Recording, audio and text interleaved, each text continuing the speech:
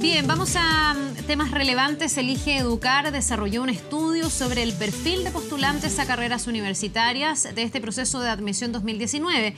Una generación marcada por los llamados millennials y también por la generación que les sigue.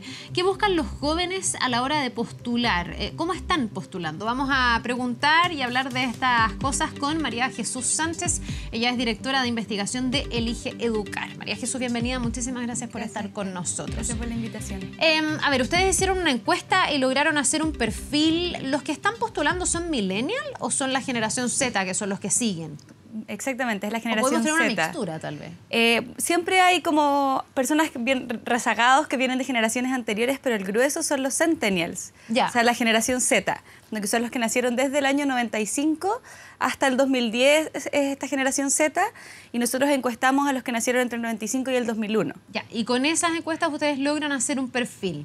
¿Qué dice ese perfil? ¿Cómo son esos jóvenes que están postulando en este proceso de admisión 2019? Nosotros, como para hacer la precisión, entrevistamos, o sea, hicimos encuestas a personas que han estado interesadas en educación en algún momento de su proceso de admisión. Ya. O sea, entrevistamos a 3.400 jóvenes que en algún momento declararon sí, me interesaría estudiar educación. Ya, que no tienen una todos vocación eligieron. por pedagogía en el fondo. Claro, o por lo menos el interés. No todos Ya. lo eligieron, el 78% eligió una carrera de educación, pero la mayoría en algún momento lo pensó. Ya, ¿y qué dicen estos jóvenes? ¿Cómo son? Yo estuve leyendo parte de esa encuesta y de sus conclusiones. Decían ustedes en el estudio que estos son los jóvenes o la generación más informada y más educada que hemos tenido en un proceso de admisión. De todas maneras, bueno, es muy interesante el primero que tú dices, que es una generación muy educada. Es el primer grupo que ha tenido acceso a educación por más años. La mayoría asistió a educación parvularia, que en las generaciones anteriores no era el grueso. Hijos de padres que tienen también más educación, y ellos mismos se informan mucho. Se informan sobre carreras, sobre becas, las mallas curriculares revisan. Toman una decisión con más información de la que tomamos quizás los millennials o generaciones anteriores. Eso es lo primero, súper interesante. Eso es bien interesante. positivo, me imagino, porque, no sé, en una interpretación propia, pero me imagino desde el sentido común, si tú tomas una mejor decisión más informada, hay menos posibilidades de que te equivoques en esa elección, que si lo haces sin tener tanta información. Claro, o sea, eso nos diría como el instinto, que mientras más información, la decisión es más fuerte. Entonces se informan mucho sobre, como te decía, las mallas, las becas, y se informan por medios digitales, sitio web, pero también por mucho medio presencial. Ellos declaran que las ferias, los colegios les dan mucha información. Eso también es interesante porque uno pensaría, solo se informan por medios digitales, pero también la presencialidad sigue siendo importante para ellos. Ya, les interesa ir, ver ahí los catálogos, conversar con gente, etcétera. ¿Qué más? ¿Con qué criterios finalmente eligen ellos qué carrera estudiar? Que es una decisión súper difícil. Sí, muy difícil. Es bien interesante esta generación porque lo que más le interesa en un trabajo es que genere un cambio social, un cambio positivo en la sociedad. Que tenga propósito. Exactamente. O sea, la mayoría es lo que más le interesa. Y después vienen variables que son bien interesantes para nuestra generación porque les interesa poder tener equilibrio entre el trabajo y la familia. Esa es la segunda variable que más les importa. Y además poder, generar este cambio social, como te decía, y además tener estabilidad laboral, que es algo que quizás a los millennials no les interesaba tanto. Ahí hay un cambio en el fondo con los millennials. Claro. Aspira a la generación Z a permanecer más tiempo en una misma empresa. A tener estabilidad. Yo creo que también tiene que ver con tener condiciones laborales más estables. Ahora, es bien interesante esto porque generalmente dentro de los procesos o antes de los procesos, incluso desde el ministerio, esta página Mi Futuro, etcétera, se suele poner como una variable muy importante la empleabilidad y el futuro ingreso. ¿Cuánta plata se va a ganar con determinada carrera? Tú me dices que esa no es, por lo menos dentro de los primeros lugares, el aspecto que más le importa a esta Claro, generación. no es lo que más les interesa. De hecho, solo el 19% le interesa como tener una remuneración abundante como uno de los criterios para elegir su carrera. O sea, el cambio social para ellos pesa mucho más y esta estabilidad que poder tener un sueldo más grande en el fondo. Claro, creo que ahí puede haber una clave también para que ellos a lo mejor vayan a estas ferias, quieran conversar con gente, porque no sé si se entrega mucho esa información en el marco de las postulaciones. Generalmente se entrega campo laboral, se entrega ingreso, empleabilidad, cómo es la evolución de los dineros, pero poco se habla de cuánto impacto social tienen las carreras. Claro. Claro, es algo de lo que tiene poca información, pero para nosotros como Elige Educar es una muy buena noticia, porque nosotros creemos que la pedagogía es la carrera donde se puede generar un cambio social más importante.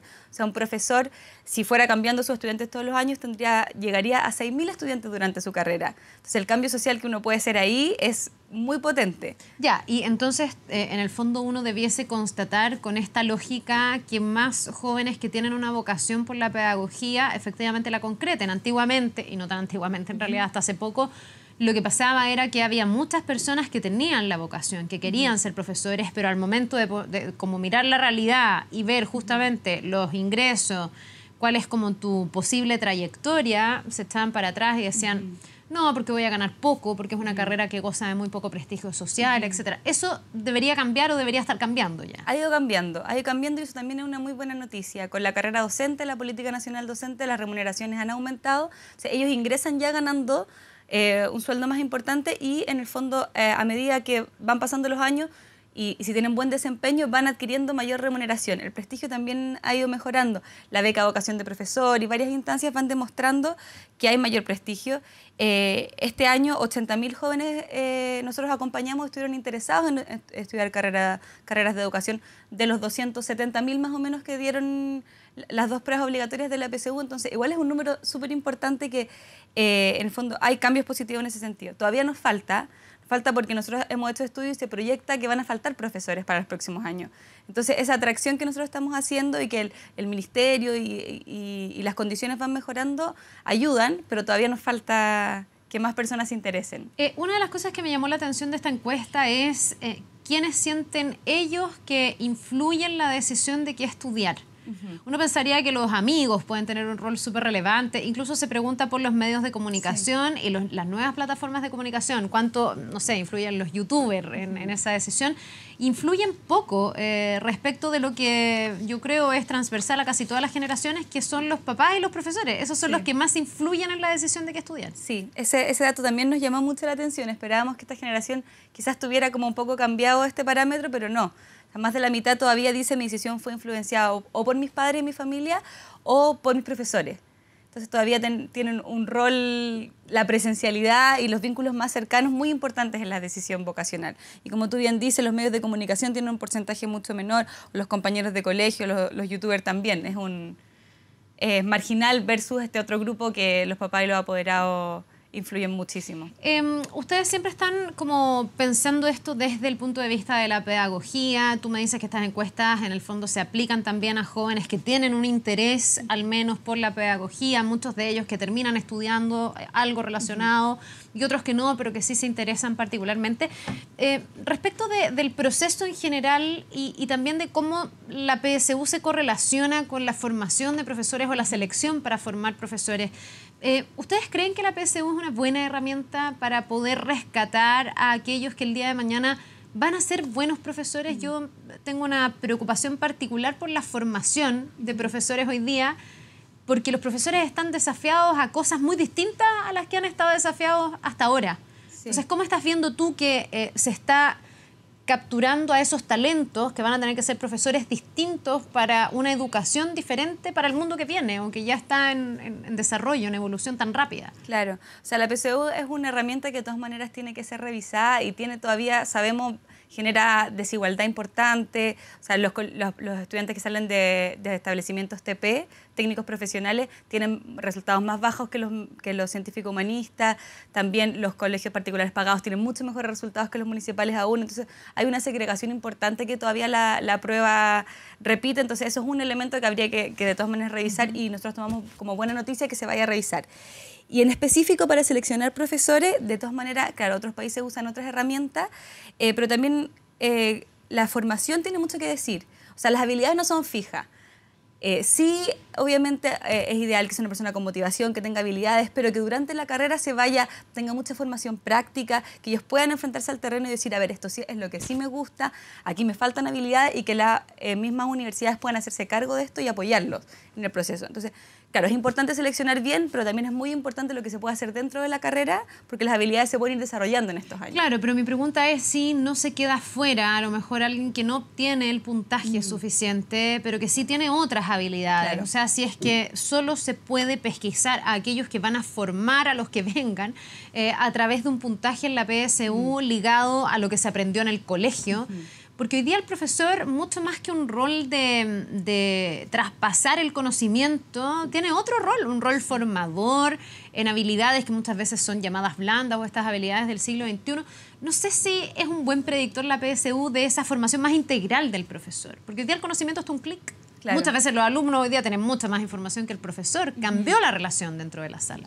Sí, o sea, es una preocupación súper interesante y de todas maneras hay otros mecanismos, por ejemplo, propedéuticos o programas que trabajan con los estudiantes en tercero o cuarto medio y que identifican niños que tienen en el fondo buenas habilidades que después podrían servirles para la docencia, pero claro, todavía nos faltan avanzar en otros mecanismos que nos permitirían identificar, como tú bien dices, estas habilidades que son súper importantes para los profesores, como desarrollar el pensamiento crítico, como despertar la capacidad de asombro de los estudiantes, como permitir ayudarles a innovar. Claro, eso en la PSU todavía no se puede pesquisar, es más conocimiento, como tú bien dices, y en el fondo la materia del colegio, que no necesariamente es lo más importante para un profesor. Claro, y no sé si después se revierte en la formación en las escuelas de pedagogía, porque muchas veces hemos hablado como de la problemática en torno a la formación de profesores, se ha hablado mucho de lo que gana un profesor, pero también hay que pensar en cómo hacer para que los estudiantes estén más motivados dentro de la sala de clase. Hay una crisis de la educación tradicional en un mundo que se mueve a esta velocidad.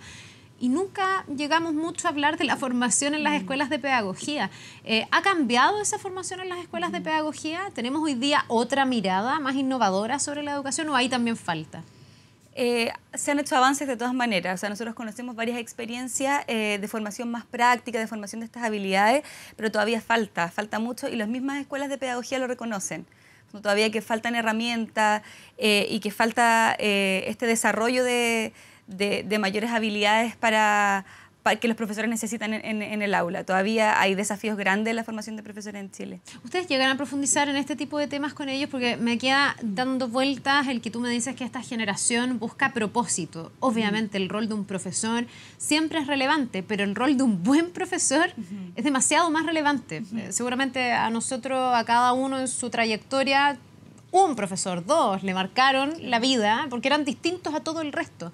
¿Cómo lograr eso? ¿Qué tan relevante es para esta generación eso? Sí, bueno, hay una pregunta que también nos gustó mucho el resultado y es que el 85% de quienes encuestamos considera que el profesor tiene un impacto mayor que cualquier otra profesión en la sociedad, en el fondo. O sea, ellos están viendo...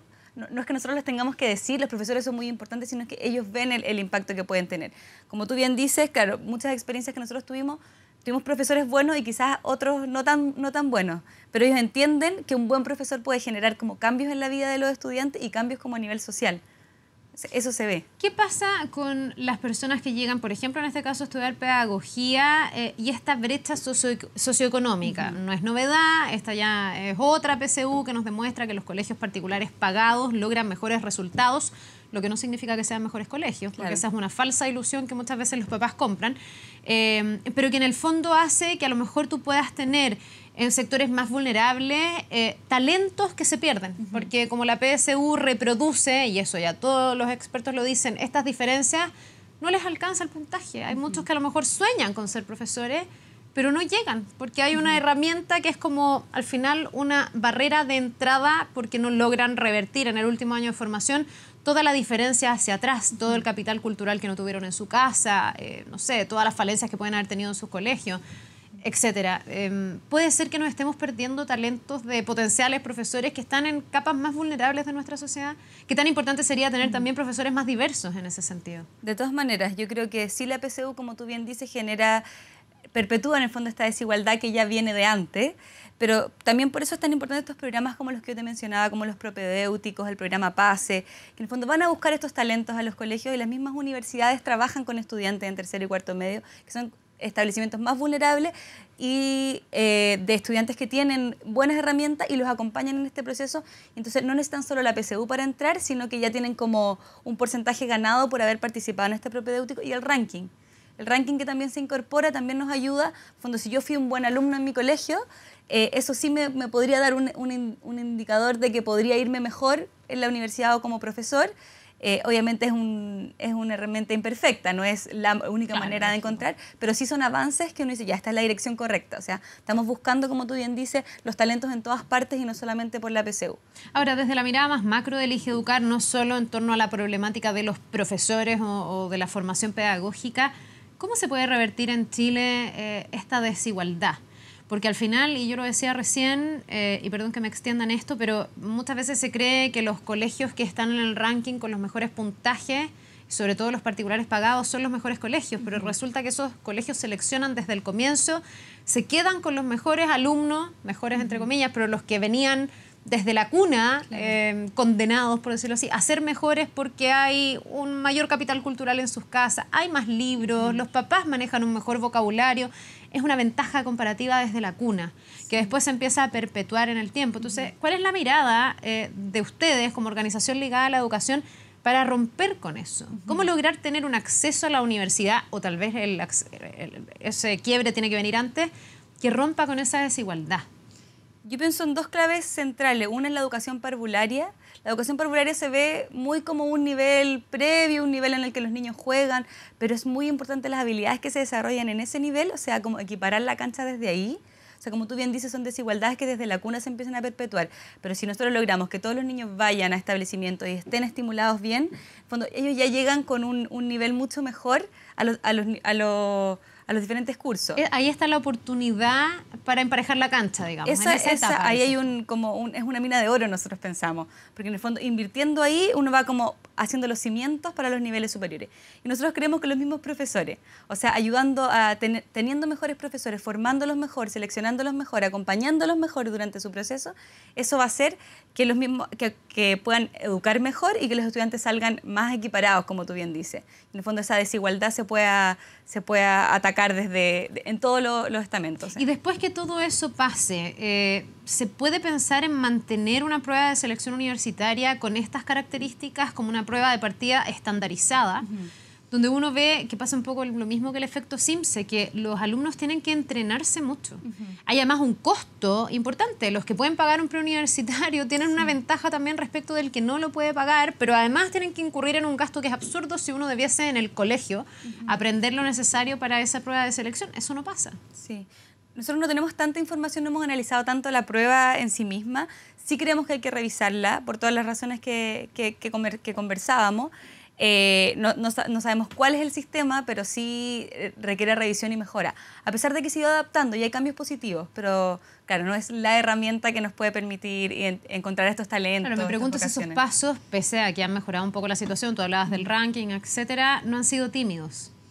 Podría considerarse que sí, pero ahí, claro, nosotros no tenemos tanta información sobre la prueba como para poder decir este es el instrumento o cómo habría que hacerlo. Bien, pues ¿hay algún lugar donde se pueda encontrar la encuesta que ustedes hicieron en la página? Sí, eligeeducar.cl están los resultados. Claro, hay una minuta y en el fondo siempre nuestro Twitter, Instagram, todas nuestras redes sociales estamos súper abiertos a responder preguntas y a mandar información. Redes sociales súper usadas por la generación Z, entre paréntesis. También, sí. Salía WhatsApp, Instagram WhatsApp también. WhatsApp e Instagram son las que más usan. Más que Facebook. Mucho más que Facebook, sí. Algo que también me llamó la atención, porque antes Facebook era como el rey de las redes sociales, al parecer ha sido desplazado ya por Instagram. Por Instagram y WhatsApp, y se comparte mucho contenido por WhatsApp. Ellos generan mucho contenido y lo comparten.